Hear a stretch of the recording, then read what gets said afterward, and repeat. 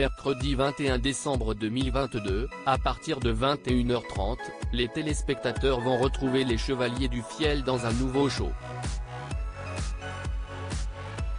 Invités sur le plateau de Buzz Télévision, les humoristes sont revenus sur les tensions qui existent avec Laurent Ruquier. En effet, le duo ne participe plus aux grosses têtes. On s'ignorait avec délectation.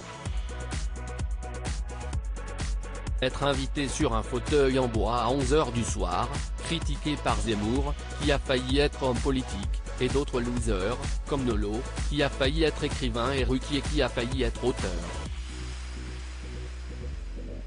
J'avais indiqué que j'aurais accepté de venir si l'émission avait été tournée en direct parce qu'ils n'auraient pas pu nous retenir. Les deux humoristes dévoilent la raison pour laquelle ils ne font plus partie des sociétaires. Nous y étions quand c'était animé par quelqu'un qui avait des idées. Je serais prêt à enterrer la hache de guerre mais on ne vit pas sur la même planète. Les Chevaliers du Fiel ont également évoqué leur début très difficile, on a été humiliés au début. Un jour, on nous a oubliés sous une table dans Télématin. On a passé tout le programme à cet endroit et, à la fin, juste avant le générique, on devait apparaître. Finalement, le présentateur de l'époque a conclu l'émission et tout le monde s'est barré, se rappelle-t-il.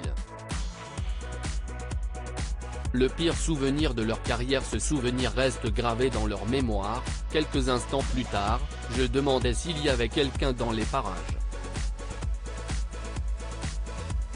Il n'y avait plus personne. Et puis, un autre jour, alors que l'on galérait à Paris, on apprend que le 13h de TF1 nous prend parce qu'ils ont craqué sur le spectacle. Ils viennent le samedi, on fait le reportage et on sait que notre vie va changer. Dans la nuit, le Premier ministre israélien se fait descendre. Le sujet n'est donc pas diffusé. On se dit qu'ils vont le passer le lundi et finalement ils l'ont jeté. Une double tristesse. Aujourd'hui, fort heureusement, les Chevaliers du Fiel ont une réelle notoriété. Ainsi, ils ont décidé de sortir un nouveau spectacle pour C8 dans lequel ils traitent de nombreux sujets.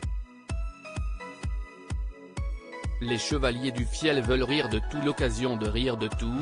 Tous les ans, on dit que les 12 derniers mois ont été incroyables.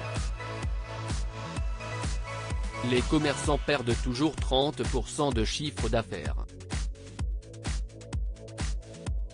D'ailleurs, si vous additionnez toutes les années au cours desquelles ils ont accusé cette baisse, ils sont à moins de 100%. La crise à l'hôpital et les fonctionnaires qui ne tiennent pas le coup sont également des problématiques récurrentes. On n'a pas vocation à être un journal et traiter de tous les sujets. Si on en oublie, ce n'est pas grave, les gens ne nous en tiennent pas rigueur.